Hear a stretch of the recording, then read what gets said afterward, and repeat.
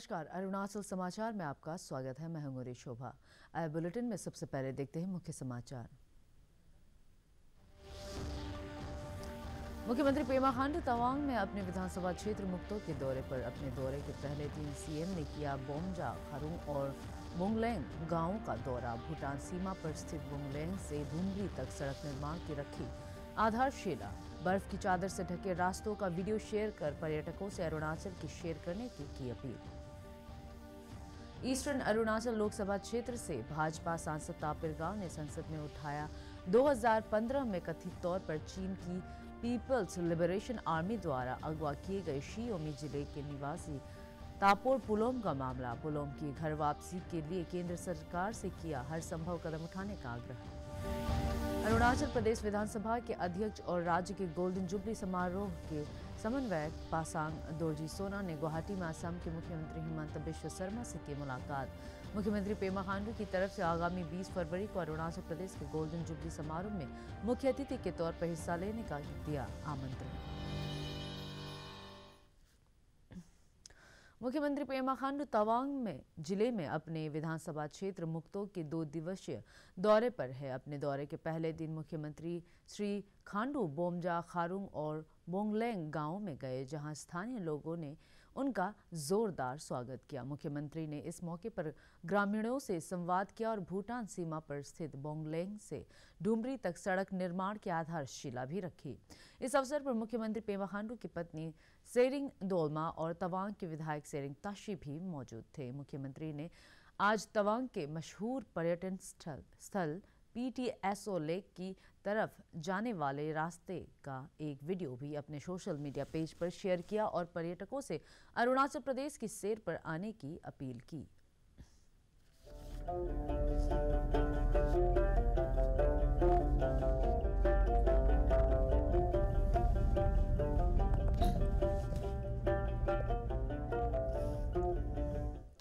Eastern Arunachal Lok Sabha क्षेत्र से भाजपा सांसद तापिर गाव ने गुरुवार को केंद्र सरकार से आग्रह किया कि सितंबर 2015 में कथित तौर पर चीन की पीपल्स लिबरेशन आर्मी PLA द्वारा अगवा किए गए शी ओमी जिले के निवासी तापोर पुलोम को वापस लाने के लिए हर संभव कदम उठाए। संसद में इस मामले को उठाते हुए श्री गाव ने कहा कि पुलोम शी ओमी जिले के मोनिंगोंग इलाके में जब शिकार करने और जड़ी बूटियां इकट्ठा करने के लिए गए थे, उस वक्त कथित तौर पर चीन की PLA ने उन्हें अगवा कर लिया था। भाजपा सांसद ने कहा कि तापोर पुलोम के परिवार ने उनकी घर वापसी के लिए बहुत प्रयास किए हैं, लेकिन उन्हें कहीं से सफलता नहीं मिली है।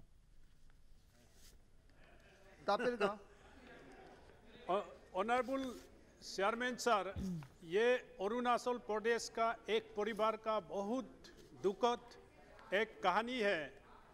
2015 सितंबर महीना में ये तापोर पुलोम और उसका साथी चाइना बॉर्डर में हार्वेल कलेक्शंस और हंटिंग के लिए गए थे, लेकिन ताजी बाव पास के सामने में हंटिंग करते हुए तापोर पुलोम को PLA ने लेके गए 2015 को।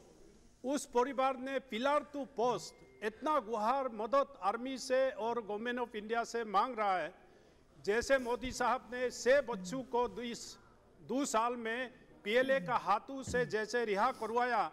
मैं गवर्नमेंट ऑफ इंडिया से ये रिक्वेस्ट करता हूँ कि 2015 में जिसको PLA ने लेके गए, सारा एजेंसीज को लगा के तापोर पुलोम केमांग गांव के मोनिगोंग और सियोमी डिस्ट्रिक्ट अरुणाचल प्रदेश के उस नागरिक को भी वापस लिया जाए। यही मैं गवर्नमेंट ऑफ इंडिया से मांग करता हूँ।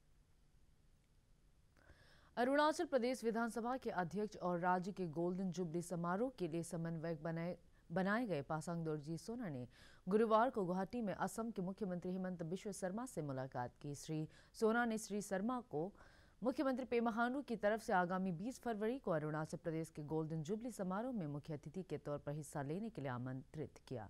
विधानसभा अध्यक्ष श्री सोना ने अपने सोशल मीडिया पेज पर जानकारी दी कि असम के मुख्यमंत्री ने अरुणाचल के गोल्डन जुबली समारोह में मुख्य अतिथि के तौर पर हिस्सा लेने का आमंत्रण स्वीकार कर लिया है।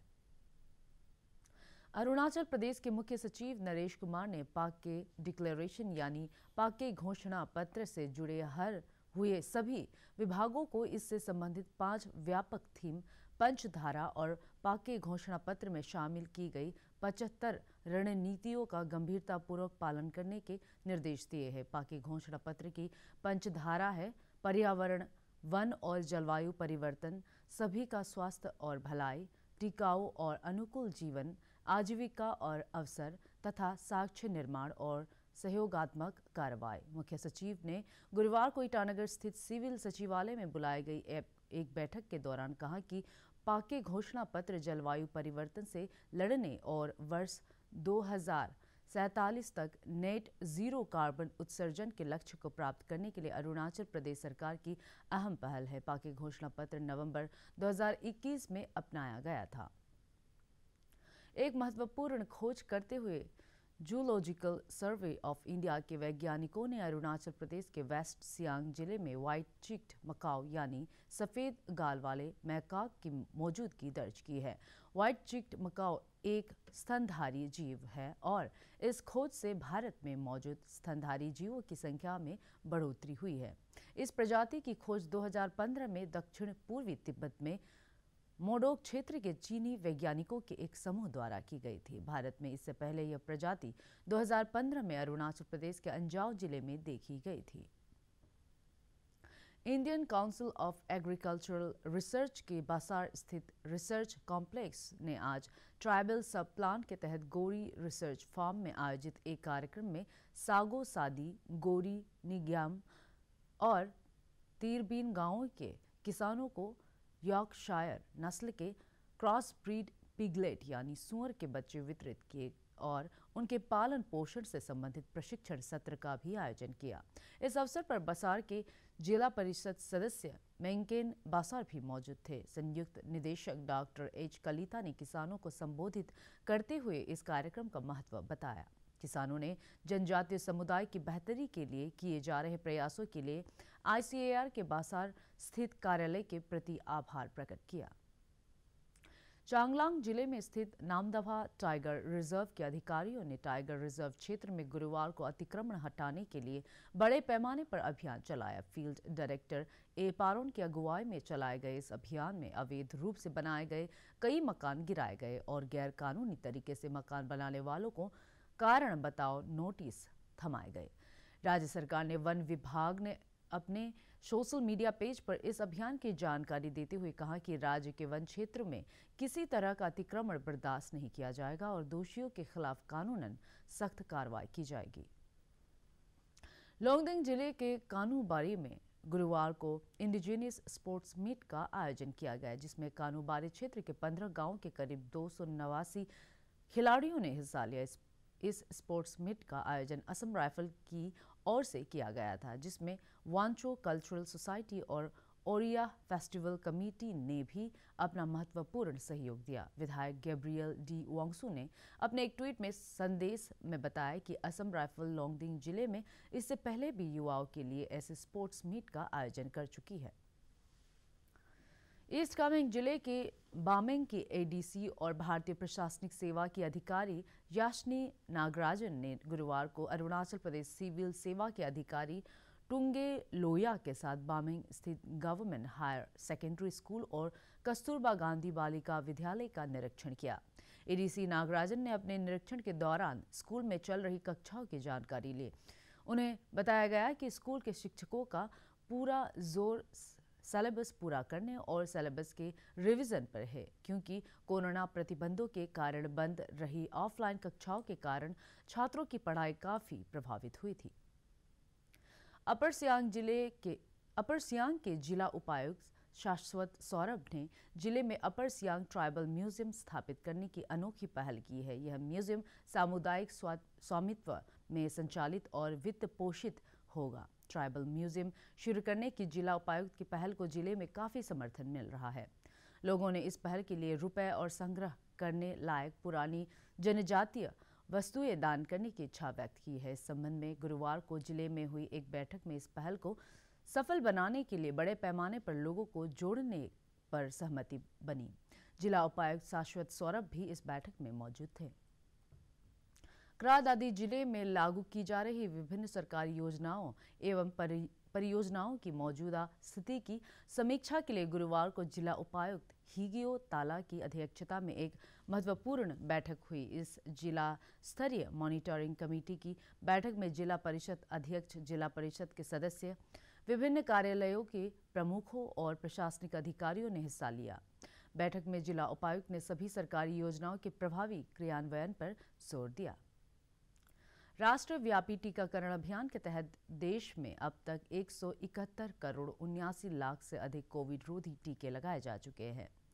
पिछले 24 घंटों में 58,077 कोविड के नए मामले दर्ज किए गए और 1,50,407 मरीज स्वस्थ हुए। इधर अरुणाचल प्रदेश में गुरुवार को कोविड संक्रमण के 76 नए मामले सामने आए और 229 रोगी स्वस्थ हुए। राज्य में कोविड के सक्रिय रोगियों की संख्या घटकर 978 रह गई है। गुरुवार को कोरोना जांच के लिए 981 सैंपल एकत्र किए गए।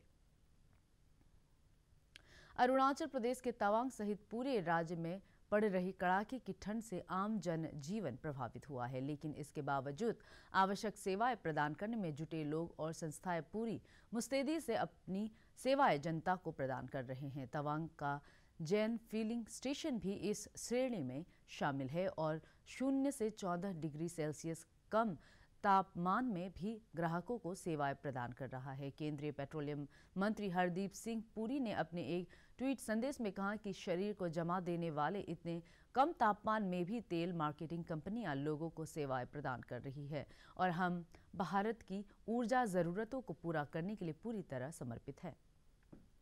ईटानगर राजधानी क्षेत्र के नाहरलगन स्थित पाचिन कॉलोनी में आज एक इको ब्रिक वॉल का उद्घाटन किया गया। ईटानगर नगर निगम के सौजन्य से बनाए गए इस इको ब्रिक वॉल का उद्घाटन नगर निगम के वार्ड नंबर 14 के कॉरपोरेटर ग्यामर तुविन ने किया। इस अवसर पर पाचिन गवर्नमेंट सेकेंडरी स्कूल के हेडमास्टर तादर कामे और capital complex labour cooperative society के अध्यक्ष तादर दोआ भी मौजूद थे। कोऑपरेटिव सोसाइटी तो वो लोग को बहुत धन्यवाद देना चाहूँगा, क्योंकि वो लोग ने एक ऐसा कदम उठाया है जो हम लोग का वेस्ट से रिलेटेड है, जो कचरा से रिलेटेड है। तो जो कचरा को हम लोग फेंक देता है उसको, वही चीज़ को वो लोग रिसाइकल मतलब एक इको ब्रिक्स का तौर पे यहाँ में बना के इतना सुंदर से यहाँ ये लोग फूलदान बना दिया, और तो ऐसा करके ये लोग कर रहे हैं। तो उसको हम मेरा तरफ से बहुत बहुत धन्यवाद देते हैं। मेरे सोसाइटी ने यहाँ में कुछ तो काम करना है, तो हमारा अनएम्प्लॉयमेंट भी बढ़ रहा है, तो महिला लोग का ऐसे बैठा हुआ है, तो महिला को भी हम सिखा रहा है ये चीज़ को आप लोग करो, और हम लोग 1-2 रुपया भी मदद करेगा। केजी सिस्टम में अभी हम लेगा 1 केजी का 15 रुपया करके हमने निर्णय लिया है। सोसाइटी ने रेजोल्यूशन पास किया है, घर घर में जाके हम लोग अभी बताएंगे, अवेयरनेस लेगा। लेकिन सरकार को, म्यूनिसिपल को, मैं अभी को कोऑपरेटर रहे ये ग्यामर तुबिंग को मैं आज आया उसको थैंक्स, लेकिन उसका तरह से ये म्यूनिसिपल भी ये अच्छा काम करने वाला को जोर से जोर करना है। भारत का शानदार स्वाधीनता संघर्ष आधुनिक विश्व के महानतम संघर्षों में से एक है। दूरदर्शन समाचार द्वारा प्रसारित किए जा रहे आज़ादी का सफर में आज की कड़ी में हम बात करेंगे अवध साम्राज्य और महात्मा गांधी के लोकप्रिय पत्र हरिजन के बारे में। वर्ष 1856 में 11 फरवरी को अंग्रेजों ने अवध साम्राज्य को भी अपने अधिकार क्षेत्र में ले लिया था। सन 1856 तक अवध को छोड़कर और सभी प्रमुख साम्राज्य ब्रिटिश ईस्ट इंडिया कंपनी के नियंत्रण में आ चुके थे। अंग्रेज अवध को भी अपने अधिकार में लेना चाहते थे, लेकिन उस पर हमला करने का कोई कारण निकाल नहीं पाए थे। अवध के लिए गवर्नर जनरल डलहौजी ने कहा था कि अवध एक चेरी है जो एक न एक दिन हमारे मुंह में टपक जाएगी। अवध के आखिरी नवाब वाजिद अली शाह एक सक्षम शासक थे, लेकिन ब्रिटिश रेजिडेंट ने उनकी अक्षमता के बारे में कंपनी के अधिकारियों तक बढ़ा चढ़ाकर शिकायतें पहुंचाईं। इससे ईस्ट इंडिया कंपनी को अवध पर हावी होने का बहाना मिल गया। 7 फरवरी 1856 को गवर्नर जनरल डलहौजी ने आंतरिक व्यवस्था का हवाला देते हुए वाजिद अली शाह को हटाने का आदेश दे दिया। डलहौजी ने सभी नैतिक मानदंडों को दरकिनार कर दिया और 11 फरवरी 1856 को अवध पर कब्जा कर लिया। अवध पर कब्जे के बाद अंग्रेजों और भारतीयों के बीच तनाव और बढ़ गया। यही तनाव और विरोध अंततः 1857 की क्रांति में बदल गया। वर्ष 1933 में 11 फरवरी को महात्मा गांधी का लोकप्रिय पत्र हरिजन शुरू हुआ था। इस साप्ताहिक पत्र के प्रकाशन का उद्देश्य अस्पृश्यता के खिलाफ संघर्ष को प्रोत्साहित करना और उन लोगों को मुख्य धारा में लाने का प्रयास करना था जिन्हें छुआछूत और भेदभाव के आधार पर अलग थलग कर दिया गया था। इसने अस्पृश्यता के शिकार लोगों की पीड़ा और यातना के प्रति जन चेतना जगाने में मदद की। इस पत्र के अधिकांश संस्करणों के लिए रविंद्रनाथ टैगोर ने अस्पृश्यता के खिलाफ जागरूकता के वास्ते कविताएं लिखी। ये पत्र हिंदी और गुजराती में भी प्रकाशित हुआ और 1948 तक इसका प्रकाशन जारी रहा। अरुणाचल समाचार के आज के अंक में इतना ही। जाने से पहले आप सभी से अनुरोध है कि कोविड-19 के दिशा निर्देशों का पालन करें, हमेशा मास्क लगाए, बार बार हाथ धोए और सोशल डिस्टेंसिंग के नियमों को माने। कोरोना महामारी से बचाव के लिए आपका वैक्सीन लगवाना भी ज़रूरी है। अगर आप वैक्सीन लगवाने के पात्र हैं तो ज़रूर लगवाएं। हम कल फिर हाजिर होंगे अरुणाचल और देश दुनिया की खबरों के साथ। चलते चलते आपको बता दें कि आप अरुणाचल समाचार हमारे YouTube channel DD news Arunachal पर भी देख सकते हैं। देखते रहिए अरुण प्रभा। नमस्कार।